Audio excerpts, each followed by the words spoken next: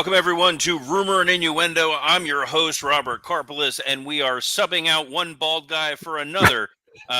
Dominic D'Angelo is currently on a plane right now, so we are joined by the one and only Kevin Kellum. Kevin, how are you? Kevin's on mute. Beautiful, buddy. Bald is beautiful. Have you heard me say that before? I have. I love that you're already channeling Dom with technical glitches within the first 30 seconds of being here. It's kind of like he's here, except at least you have the decency to have sleeves on. A little bit. We'll take it. I'm bringing the pythons, buddy. We got to talk about pythons today. Right? Oh, we're going to talk about pythons. We are going to get to one Mr. Terry Bollea, but as the headline here says, we'll be reviewing the Dynamite as we go home for the All In. But before we do that, we're going to say hi to some folks joining us live in the chat. Thigh slaps and steroids says last night's The Dynamite was stronger than Dom's internet connection. No arguments here. And Stuart Green says, hi, Rob, Dirty Dom, and everyone. I hope everyone is well. I thought MJF was awesome on the mic last night. Looking forward to your thoughts about The Dynamite. Oh, we are going to get into all things the go home show for All In. But first and foremost, when we last talked to you, Kevin, you were heading off to Lollapalooza. Mm-hmm. And now because of you, I know who Chapel Roan is. It was quite the thing. Talk about a breakout thing, like somebody having a moment where you could say like, wow, this is the next big pop superstar, where it's undeniable. Like there's just an irrefutable like moment. 130,000 people for her on a Thursday afternoon, the first day of a 4-day festival. And usually you have some bigger acts there, but it was a big night. It's like one of those moments where you're like, oh, this person's going to be a world champ. You see it, and it was like instant. I was like, and you kind of saw it coming, but I was like, oh, wow, this is so cool to take in at the moment. What's even crazier about it was we talked about it on here. I go, I don't know who this woman is. And then she comes out and does a full Lucha Libre style performance with a ring. Yeah. Couldn't book this any better. Could not book it any better. I have alarms going off and stuff like that. But no, it was a special moment. And also it was something where it's like everybody, when I was watching, it was like, you're the wrestling guy, like at the alternative rock radio station, where everyone's like, oh, she's doing a wrestling thing. You got to see she's doing wrestling stuff. And immediately I was like, WWE, book. Those kickoff shows should be these. Like, that's what these kickoff shows should be. It's like a really fun musical performance with a big name act. Instead of just people at a desk talking for 45 minutes. Well, which is still fun, This is spoken like a man who clearly did not see Jelly Roll open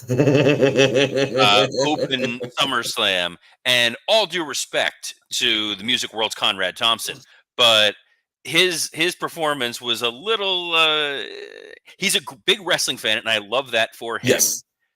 The musical performances, the mic issues that you run into because of how they have to mic the ring and the crowd, It's never going to be as good.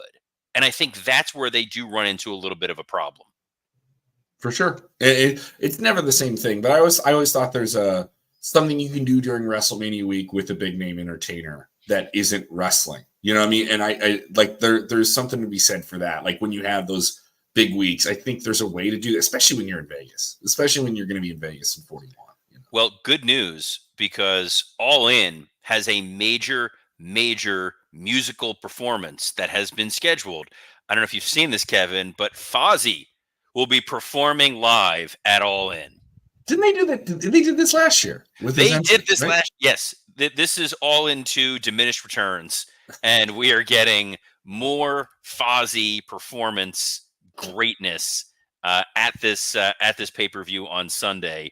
But we got plenty of Chris Jericho last night. We got plenty of story to get you excited for All In. This was the first Dynamite taped in Europe.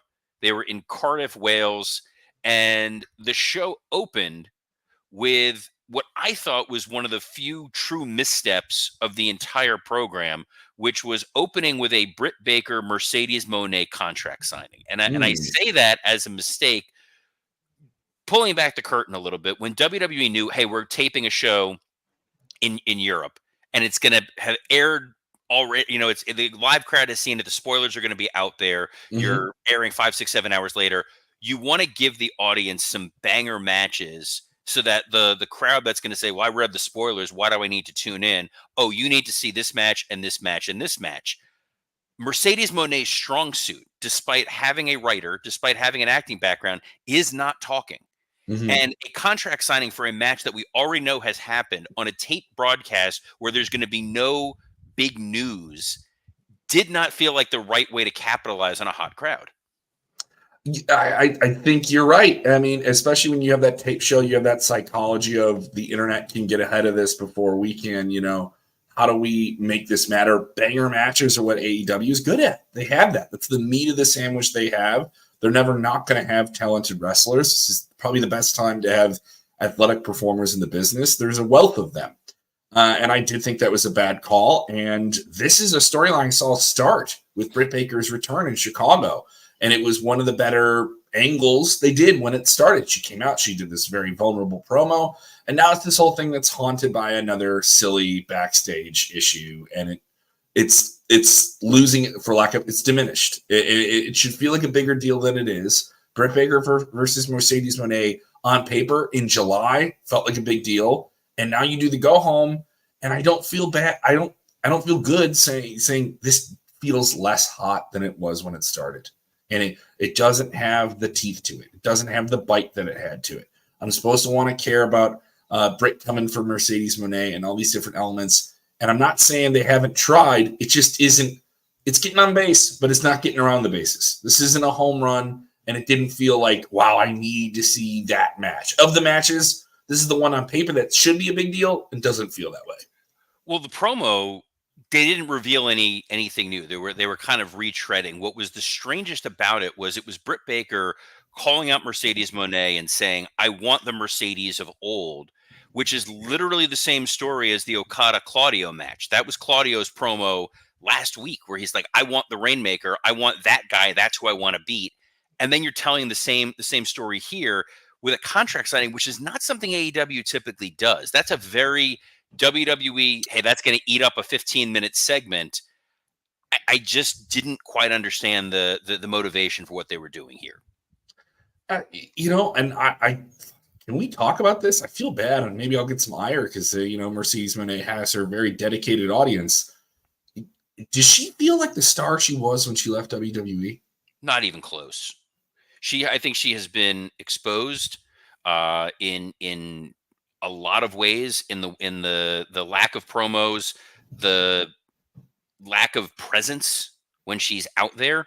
They tried to present her as a baby face, and I think that you saw her and you're going, she's not a baby face. And what No. she's saying doesn't feel very authentic. And more importantly, the narrative, the story here has been you left someplace else because you were a malcontent and you couldn't cut it, and you're really just using us until you go back. And That's I think great. there's other people that feel the same way about the whole thing. You know what I mean? I think there's other people in the company that feel the same way about stuff, right? I mean, that's the widespread feeling right now in AEW, and maybe. Oh, you cut out there for a moment. Yeah, it's all right. It's you're on mute. It's fine. You're tweaking the mic. Speaking of guys on the mic, unfortunately, Chris Jericho not only spoke, but we saw Chris Jericho wrestle as he took on the Dynamite Kid, who I incorrectly yesterday thought this was his son. This is actually his nephew. And Mhm. what's great is there's nothing fresher than seeing Chris Jericho against the young up and coming star, giving him a lot of offense, because Lord knows it certainly made Action Andretti. I'll give this to Jericho. He wants to have exciting matches on television at this stage in his career when he could be a. Oh, your audio is cutting in and out again, Kevin. Sorry. I'll just stick with the webcam because this mic is giving me issues. He could be a guy who could, at this point in his career, just go with promo, big match at the pay-per-view, and give as much as he can in that. But it's weird that he's in this position, being Chris Jericho. You know the name. WWE fans who don't follow AEW know the name.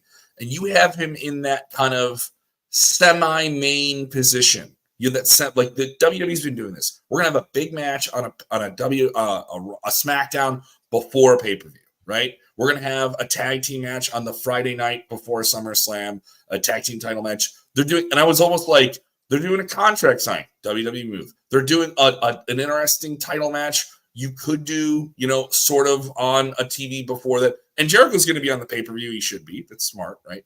But I looked at this and I was like, you're doing Jericho on TV. All right, you're trying. My thing is like, why didn't they open with this? Like, if at least you're going to try something. And the match was fun. And people are critical of Jericho. I still think he can do a lot of fun things in the ring, bell to bell. I think he's not at the level that he was at before. He's generous in the ring with these young guys because he very much wants this reputation of I'm the old timer doing it properly. I'm giving back to the community. I'm giving back to the younger stars, and I'm going to make them. And in his mind, he thinks that this Hook feud is what's going to establish Hook, when it really feels like it is what has kind of stagnated and dragged down Hook. You even look at All In a year ago, and it was Hook and Jack Perry on the pre-show. And a year later, I would argue Hook is not in a better position than he was a year ago. He's probably in a worse one, in large part because this Jericho feud really has not worked. Jericho was generous here with Dynamite Kid, maybe a little too generous for a guy we've never really seen on TV before, when you're going into a match that's all about the veteran Chris Jericho, who should be able to eat up a guy like Hook, even though Hook is emotional. Well, I just watched Chris almost lose to essentially a rookie. And maybe this is just Jericho being, I don't want to say too faithful to the business, but he's a guy who I want to make guys. He's at that point in his career. He's like, somebody made me and someone contributed to my career, and I want to make guys. I want to be a draw, but I want to make somebody while they do it. And I do think at this point, somebody should have been like, hey, you gotta look like a badass, and you gotta look dangerous, and you gotta remind people who you are. And the time will be for Dynamite Kid here to get his time in the future, and he can, be on the struggle up if he wants, especially in the UK, where maybe how many more times is Jericho going to wrestle there? So I didn't mind it, but it was also, I agree with you. I did think it was fun, but I kept thinking like, why isn't this opening the show? I kept thinking like, why did you go with that? Like, there's so many whys and no answers of why you're doing it. Just you're asking more questions and not getting the answers you want. Yes, another unfortunate question was, why are we doing Toni Storm versus Saraya for the world title 4 days before what is arguably one of your marquee main event matches, especially in a company that has, for the most part, done eliminator matches and ranking systems and tournaments and put all these hurdles in front of people in order to earn a title shot. Mm-hmm. But we're just going to give Saraya a match in front of Saraya's essentially home country, UK audience, where you ran a risk of the crowd potentially booing Toni Storm, who's your babyface going into this. And this feels like it could be Saraya's last match under her current contract. It's a weird scenario. It's something where it's like, it's another reminder of where this company is in comparison to even a year ago, the last time they had the show. The CM Punk stuff aside, they had some real roster depth. Saraya was a special attraction. She was wrestling again. You hadn't seen her wrestle in a long time. It was going to be very selective. It felt like a special deal, especially for fans in Europe, to see a big European wrestler have this big return, win the title in her hometown. I'm not claiming that she's the be-all, end-all of women's wrestling, but it felt special. I got to talk to her at a press conference situation with ad-free shows. And this was part of, I want to say, StarCast in Nashville. And there was excitement, and it was palpable. And she was all but teasing, yes, I will be wrestling again. I'm out of WWE. And that was fun. And now that doesn't feel as special as it should. Like, how do you not sustain these special things that you've invested time and money in? And you have this wonderful attraction in Saraya, who is, I can say, oh, you have some healthy scratches from this all-in card. All right, that's fine. You have All Out in 2 weeks in Chicago, and you have this weird balance. Okay, but get the big UK wrestler on the card. Get them on the card. Get them to be an attraction. and like the comparisons are so easy. Gunther is going to be a national talked about name in Germany as an Austrian and someone from that part of Europe, and they're going to make him feel like a big deal. And Ludwig Kaiser is going to be a bigger star coming out of Bash in Berlin, and he was a big star going in. Saraya should be a big star. All of your big UK names should be featured. Osprey's going to feel like a big deal, but Saraya is the real, all right, so now we're going to wedge this match in at the cost of Toni Storm, who is red hot, and you already have another program with her. So it's just like, what is the benefit? What is the end that you get out of this? And it really took me out of the match. This felt like it should have been the reverse. It should have been Saraya versus Mariah May. I get that Saraya, that she's a heel, but no one knows that she's a heel. She's turned back and forth 1,000 times.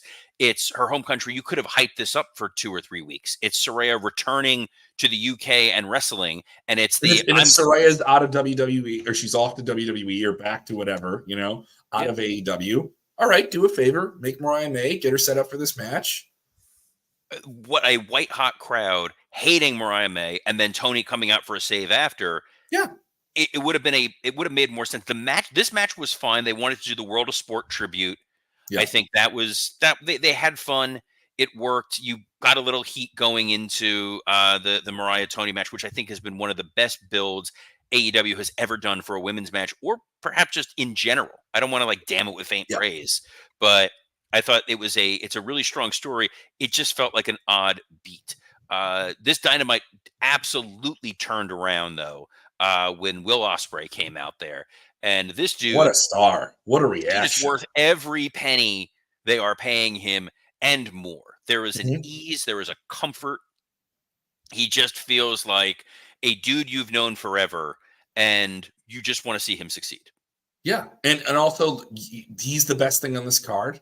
He's the most over guy right now with this audience, and it was almost like maybe they should have opened with this, or maybe they should. Once you brought that up in my mind, I kept thinking that. Now I was watching the show this morning. I didn't watch it live, so I watched it through, and I had it on in the background. Was doing some other work. I kept thinking, this is on now, and then. But with Ospreay, it's like, this guy's red hot. He is so over. He is the best things that AEW has, that pure, whatever sicko audience you want. He's the guy. The reactions are clear there. If there's 2,000 people in a 10,000 seat arena, 2,000 people are cheering for Will Ospreay. He's doing a good job. He's doing a fantastic job. What I thought was great about this promo was it was almost like a reset for all of AEW. Yeah. It was this idea of, I came here because we were going to be the alternative. We are the wrestling company. We are not you, MJF. We're not this, sports entertainment-y company. This is the best wrestling in the world, and I am the best wrestler in the world. And that's why I'm here, and that's why I love AEW and believe in AEW. I thought that was great. The subtlety of Max, the story that he was telling, this idea of, you people are idiots. I got you to cheer for me because the kangaroo kick, I don't care what you think. And then Ospreay getting him to reveal that he actually does care what these fans think about him. And his retreat back was, I said this to Scott Chaplin, and he blew my mind that he didn't know what I was talking about. I said, this is the jerk store from Seinfeld. This is, the jerk store call, they're running out of you. Well, you're their best seller. Oh yeah, I had sex with your wife. That's what Mac, that was Mac. It wasn't him trying to be edgy and shoot on a guy because it's the only thing that gets a response. It was, you back me into a corner by saying I'm not the best wrestler, and I'm telling you I'm the best wrestler, and then him saying, you don't care about I don't care about the fans, but I really do care about the fans, and I want them to love me. So what am I going to say? Your kid is not yours, and your wife really wants to sleep with me. And I love that. The only criticism, minor criticism, is when Ospreay asked for the fine and they said it was 100,000 pounds. That doesn't pass the straight face test. Cornette would always say, a fine or a prize needs to be $5,000. People believe $5,000. Ospreay, $100,000, which I'm glad they converted it to $125,000. But that's where you're like, all right, that's you're going to be fined $1 billion. Come on. Yeah, I didn't get that, but this is the stronger the side of things that going into All In. MJF's his strong suit is he talks, and then when you need him to give a great match, he will give a great match. I think he's an underrated wrestler, and it's also he's very much he still feels like a WWE guy in AEW the whole time, even though he's one of their top stars. I thought that was clever. I was like, who was the segment producer that thought of that idea? And also, give it up for Ospreay. This is a guy who I think people always thought, oh, good promos, good on the mic. He's getting great at this. He's getting like he's also taking these little things that I'm noticing as a comic. He's taking pauses. He's taking pauses and letting things sit in a way that you don't really know until you're out there. You can't know when to take that pause until you hear them with you. And I thought he was great. And also good on MJF. MJF could have buried him. MJF can do that with anybody. If you want to go toe-to-toe with him, if you try to interview him, Tip of the cap to Cultaholic. They did a great interview with him where he was in character and incredibly entertaining. Just outstandingly, unrelentingly entertaining, so in the pocket of his character. He could have smoked Will Ospreay, but he didn't do it because he knew they have to keep this guy red hot. But he still has to look like a complete, scumbag himself, and he delivered on that. One of the highlights of the show, for sure. Highlight of the show, and it feels like this is your world title storyline. This is your world title feud. As I'm getting a spam text from Julie Louis-Dreyfus. I get that. You know what it is? I'm on every donation list on the planet of these people, and anytime it's like, when I was like, "Who texted you?" I'm like, "Oh, Tim Walls is texting me right now." Oh, I have the Tim Walls text. I can literally pull up my phone and show you Tim Walls. But the one I just got now was Julie Louis-Dreyfus. Like, it's amazing. She said the jerk store ran out of you. But I love that. But we mentioned Seinfeld, and she appeared. It's tremendous. She's like Joe Hendry. But there was a brief moment with Hangman Adam Page to sell the Casino Gauntlet match, where the fact that Evil Uno is in the Gauntlet match is kind of hilarious, and then Adam Page just murdering him. It felt at first I was like, why is Evil Uno just no? But it kind of felt like when they used to put Funaki into battle royals. Yes. He's there to get beat up. He's there to be a nice guy that you like a little, and oh wow, he's there, and oh, he's just there to get whomped on. In the age where you don't have enhancement talent, you have names you like, and their role is just to be stepped upon. Well, AEW does use a lot of enhancement talent. Yeah, I will say that they're despite, as Ospreay pointed out, they have a roster of 3,000 people, and yet there's still enhancement talent, which is fine. We got Claudio Castagnoli and Kazuchika Okada. I predicted this was going to. How did this not get it all in? I said this. I felt like you were going to get a time limit. I felt like this was going to be your banger that you were going to give away on TV. Yeah, it boggles my mind. AEW made 3 massive signings this year: Mercedes Moné, Will Ospreay, and Kazuchika Okada. The fact that Okada does not even have a match at All In is insane. Yes, he could wind up in the Casino Gauntlet, but you advertise this dude. Him and Claudio, you could have done this 20-minute draw on the pay-per-view and then done a rematch at All Out 2 weeks later, and everybody would have been thrilled. But I was like, okay, this is the match they're trying to give away to sell tickets and get you to tune in on this show. And then they immediately follow it up with an unannounced 6-man tag where you gave away 2 of your big matches, where it was the Young Bucks and Jack Perry against FTR and Darby Allin, with a clean finish. 2 really solid matches, a whole lot of stuff that you gave away that doesn't help anything. I didn't watch this and go, you know what? I want to now pay to see this match again. I mean, it was fun to watch on TV, right? I mean, and they're really competitive matches, and Okada still has it. Obviously, he's going to have.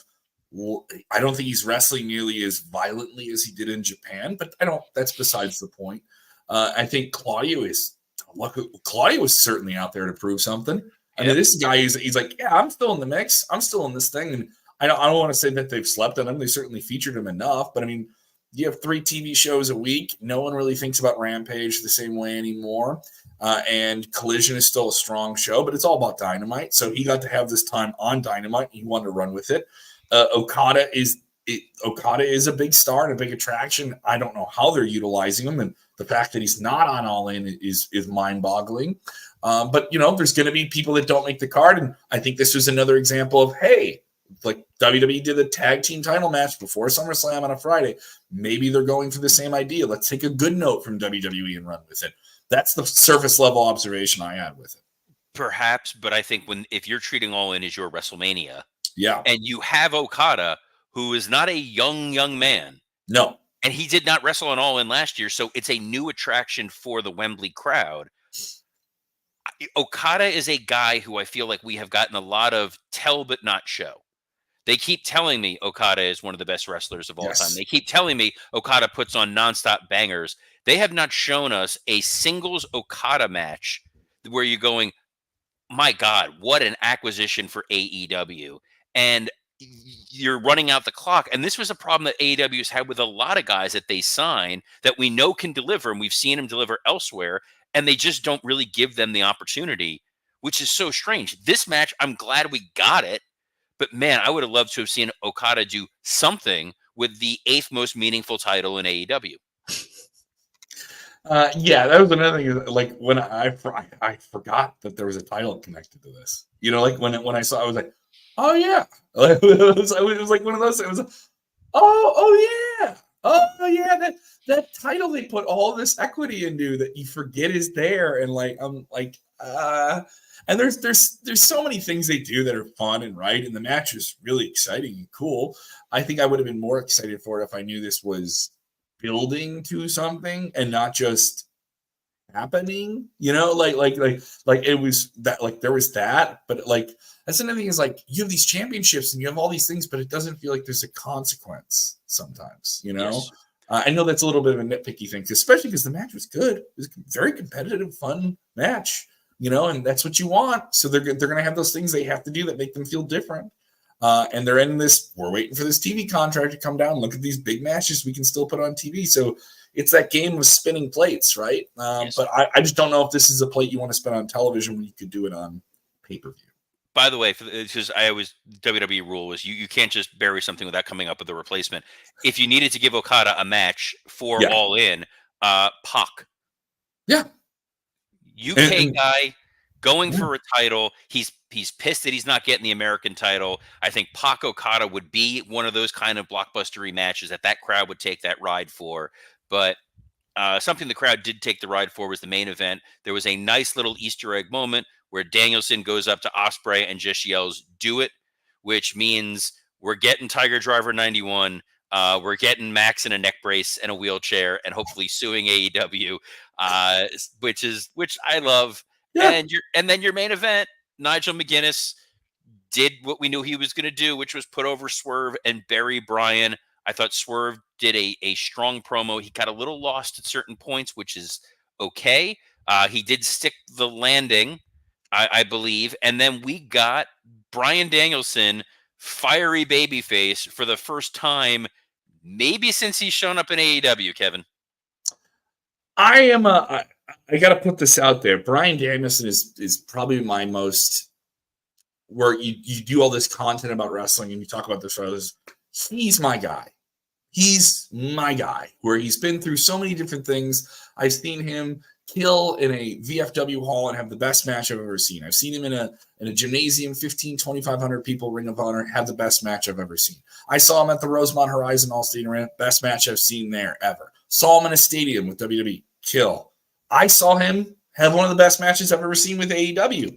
It was a match with Pac a few months ago in July that I thought really, really reminded you of Bryan Danielson's just brilliance, bell to bell. I don't think there's somebody who can get you to be more emotionally invested. And I thought this is what we've been needing for a while from him. And I'm not saying he didn't bring it or try to bring it or anything like that. But I did get the impression the alarms are going off. Tim Wallace is calling. He needs my help. But this, I did like this. But I was like, wow, how much better is this kind of contract signing type segment as compared to the one earlier that just felt like they're doing a rehash of the first time they met in the ring. This was, you said all this crap. You did all this. I know what's on the line. My career is on the line. I put that out there to push myself even further. And Swerve was a little rattled, and Nigel played his element. There was just a little. It was a good, like a good bowl of cereal where it's just up to the rim. It's just there. And that's kind of what you want right before a big match, right? So I felt the tension was right. I felt the nerves were right. And remember Nigel was supposed to have a big match at All In or something like that? Like he was supposed to do something. Wasn't that something people were talking about? They've been saying that. I would like to see him do a magic show because he is a magician and he's good. I didn't like his shirt. That was my big thing. And I messaged Nigel and told him as much. I'm like, dude, what's with the shirt? And I'm like watching, like, it's like, did they not tell you were going to be on TV? Did he say anything to you about the shirt? Did he? I just got the crying, laughing emoji, and that was it. So I was like, all right, that's enough. What's with the shirt, bud? Like anytime wrestlers are in on the gag, same thing happened with Shayna Baszler when Cole mentioned on Raw that she likes to collect soup recipes. So then I messaged her and I'm like, I'm just going to start inundating you with soup recipes. And this has backfired because now I have sent her 3 and she's like, please send me more. So I am now her soup hookup, which I could just yell, no soup for you to really make this Seinfeldy. We will go on this because I was going to segue from Dynamite ended with a pure babyface delivering a hell of a promo. Yeah. Another former pure babyface delivered a very unfortunate promo as Hulk Hogan, the gift that keeps on giving. Brother. Brother. He was at an event for his Hulk Hogan beer. And have you had Hulk Hogan beer? Have you had No. I've had it. And? It's not a bad beer. I like good, lame domestic beers with a piece of fruit in them, and it's fine. It tastes like Yingling. If you've ever had Yingling, it's like it's not great, but you know what you're getting, and it delivers on that. So it's not quite Natty Light. It's a one bump beer, like Hulk Hogan. It's taking one big bump, and that's it. Which also Natty Light is actually Natalia's current gimmick, but the Hogan's at this rally and he's talking about Kamala Harris, who he's calling Kamala, and he talks about how he wants to body slam Kamala. That. I didn't even connect that. Leg drop Kamala, and then he says like she's a chameleon because we're getting into the Trumpy world here of questioning her racial identity. She is half Jamaican, she is half Indian, and Hogan. These are Hogan's words, not mine. We don't need to clip this and put this on the internet here, but it was like Hogan saying, is she Indian? I guess what do I say? How? So it's such hackneyed, ridiculous racism. And I was talking about this with someone else. It's like the sex tape was awful and ugly and terrible, and something he said behind closed doors when he did not know he was being recorded, when you saw him in a true moment. This was him being recorded. This was him in front of a crowd of people feeling comfortable enough to just espouse some sort of casual racism. And it's like some of these guys, you can trade off of being Hulk Hogan the character for the rest of your life and get all the goodwill that comes from being Hulk Hogan the character and just keep your mouth shut. This gets him nothing, and most likely is going to get him nudged off WWE TV for a while. Oh, yeah. I mean, that's a given, especially during the election cycle. I don't know if WWE would have anything where we need the come out and wave Hulk Hogan, let's sell some T-shirt moments before November. But if I'm WWE, why would you want the trouble? Like what is it worth it? And it's so crazy to me as someone who grew up as a young Hulkamaniac, a young kid where I didn't believe that there should be wrestling on TV if Hulk Hogan isn't there when I'm 7 or 8 years old. And that's my perspective of the world. And now things all these years later are so tainted and so, and I even with the RNC thing and him just endorsing, which is that trend, and the trials and tribulations and the scandals and all these things, you would think at some point, all right, Hulk, at least we know who you are. We know what you've done. You're trying to get past that thing. This, though, it's like, how far are you from that guy? How far are you from the worst version of yourself? And that was it's more like I just go back to me. I was like, man, if I was a kid, I'd be really disappointed. Like the young version of me would be really, really disappointed. AJ Francis, top dollar. You can argue about whether or not he's a big wrestler. put out a tweet about this that I thought was very poignant. And he says, I'm embarrassed to tell people that Hulk Hogan was my favorite wrestler. And I was like, ooh, that like spins it so much sometimes. And this is Republican, blue, red, doesn't matter. You just shouldn't say things like that. And I'm a comic too. So like if you were going for a joke, it wasn't particularly funny and you weren't eloquent and you weren't like clever about your wording. You literally used all of these boldly racist like talking points. And there was no jest or humor in it. I've been on shows where people have used humor like that next to me on a panel or something like that, or in a set that I wasn't on. And I introduce a comic and all right, and I don't want to put any stink on anyone he's on stage with. I'm like, if you're a little drunk and you're going to go up there and do those things, just go up and say, rah, rah, rah, and Hulk stir my pythons and stuff like that. Who is working with Hulk that isn't just like, brother, reel it in? You know what I mean? Like, that's another thing. Like, I'll do the Carney part of it. Like who's protecting him? Yeah. Who's looking out for him? Who's letting him act like this? You took the check from Trump and everything like that. You showed up and you ripped the t-shirt. So you've already made that hard stance and probably cut off some of your audience that couldn't come up with you because you wanted to be political. Now you're like aggressively political. You're coming off like a parody of yourself. And it's sad. It's really, really sad. It's sad and it's uncomfortable. And I've always said one of the challenges with wrestling is being able to separate art from artist.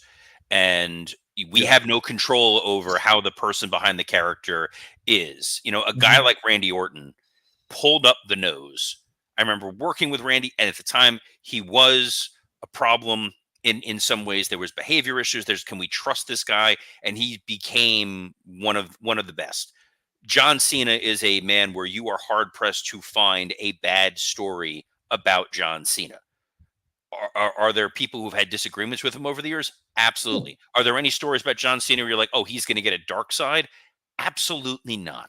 No. Bryan Danielson's another guy who is about as Teflon as you get as a performer and a person.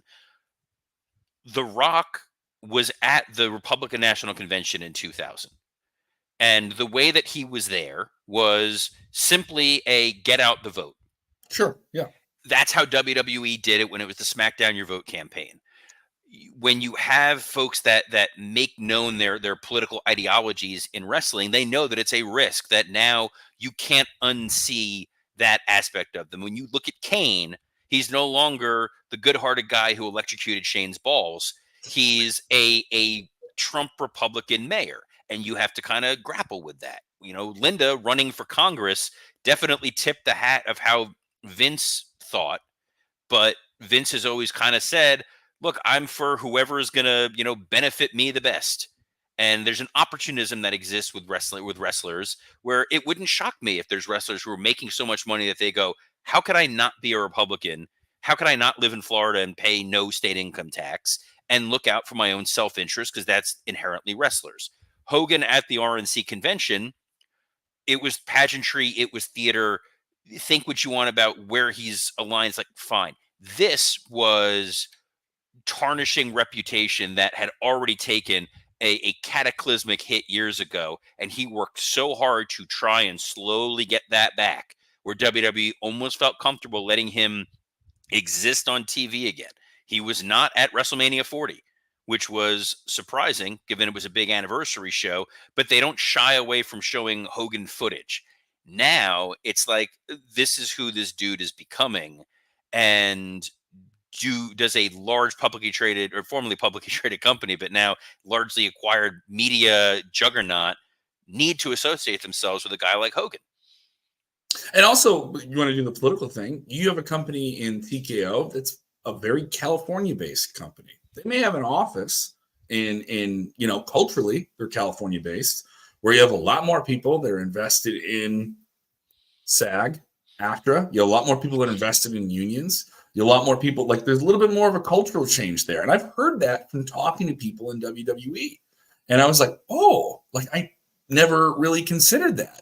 And that's only something I've heard more and more of in the past week or so. Just like kind of like, and then this happened. and then I was like, oh boy, all right. So, you know, well, at the same time, so like Dana White spoke at the RNC convention. People are comfortable with understanding what his politics are, and people make a decision as to whether or not that's going to color what they're watching. I prefer the wrestlers to be a blank slate because I can just disconnect. It's the way that you can watch Dominic Mysterio and Liv Morgan on TV as a couple when we know Dom is married and we saw yes, pictures of it.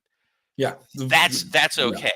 If I found out that one of these people, someone had really ugly regressive views on something, and they go out there on TV and they're the rah rah baby face, but they're going on, saying, I'm gonna, I can't pick an issue where I'm not gonna like piss off someone in theory, but it's like pick a wedge issue that you have and you know what their stance is one side or the other, and it becomes very difficult to separate that person from their character. Mm-hmm. So yeah, Hogan is clearly now, like you said, the handlers who got him this beer deal, who are trying to make him a relevant figure in pop culture again, have got to be like, are you kidding me? Is what they signed up for? You know what I mean? Like what you wanted is the guy who was an action figure icon who made wrestling popular in the 80s now can sell beer to adults who can buy beer, right?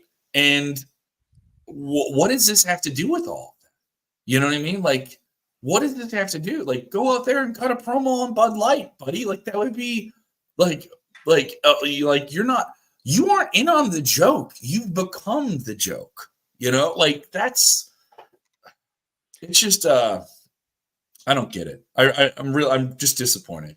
I'll close on this thought with that. If you would have told me as a kid in 2024, if you had to pick between Hulk Hogan, Ric Flair, Bret Hart, and Shawn Michaels, who the most well-adjusted of those four would be, and I would have been like, oh, Shawn Michaels is the responsible adult who's running a training academy, and everybody else is a various degree of a dumpster fire, you would be like, wow.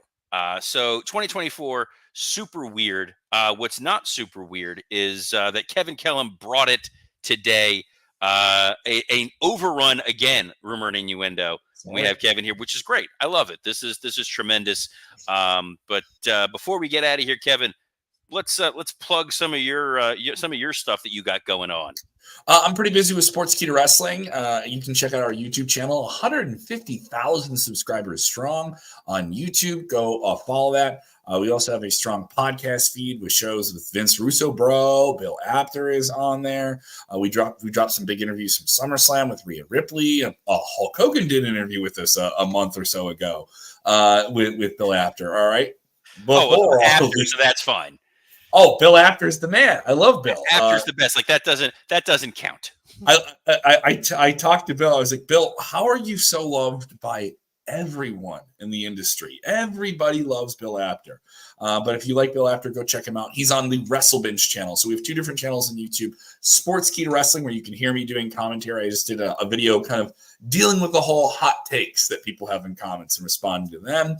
And we have that up. And then you can check out WrestleBinge, where you can see Bill Apter and Vince Russo and their weekly shows. Dutch Mantel also on the channel with us as well. And we have some big things in the works that we're working with coming up here, announced from sportskeeda.com, coming up real soon. And you can hear me on the radio all the time on Q101, Chicago's Alternative Rock. We're doing some big stuff with Riot Fest, one of the biggest music festivals. We had Lollapalooza, and now we have Riot Fest coming up in just about a month from today. And who do I dare ask who's headlining Riot Fest? Or are these? It's much more heavy. It's okay. Slayer, Pavement, Beck, Sum 41, No Effect. It's Adult Warped Tour. Put in your cushy soul shoes. Maybe get some of those chewable Eddies with you if you want to bring them to the show. And there'll be a porta potty that you can get with your name on it. You can support a porta potty at the festival. They have a great smart ass sense of humor. Riotfest.org if you want your tickets as well. It's coming up September 20th, 21st, and 22nd. More Tim Walls messages coming in. More Tim Walls messages. I would love to be there. I will actually be at a concert that September. I'm going to go see Weezer doing the Blue Album tour. Yes, they're doing that here at the Allstate in a few weeks. I saw they're doing that there. They're doing it at the Hard Rock down here, which is great because it's the first concert I'm taking my daughter to, and I'm like, the weird factor, the very first concert you're going to see is Dinosaur Jr. and the Yes. Flaming Lips, and then Weezer is. That's a great bill. That's a great lineup. Hell of a bill. I was supposed to go to Hella Megatour just because I wanted to see Weezer, but then COVID wasn't able to get to go and all that nonsense. So I caught Green Day last week when they were here. They were on that Hella Megatour. I saw that they were in Chicago. Awesome. It was great times, man. Who was that? I feel like they had an opener that I was intrigued by. I'm trying to think of who it was. Fall Out Boy. Was it Fall Out Boy? Yeah. And it was Green Day, Weezer, Fall Out Boy on that tour. Oh, that was the Hella Megatour. Yes. Yeah. Sorry. I know Green Day's on tour now, and they had someone that they were touring with. It was like, oh, that's Smashing Pumpkins. There was wrestling at that show. They did a wrestling angle. They did Guys, we got to a billion the CW note. This is what our audience is here for.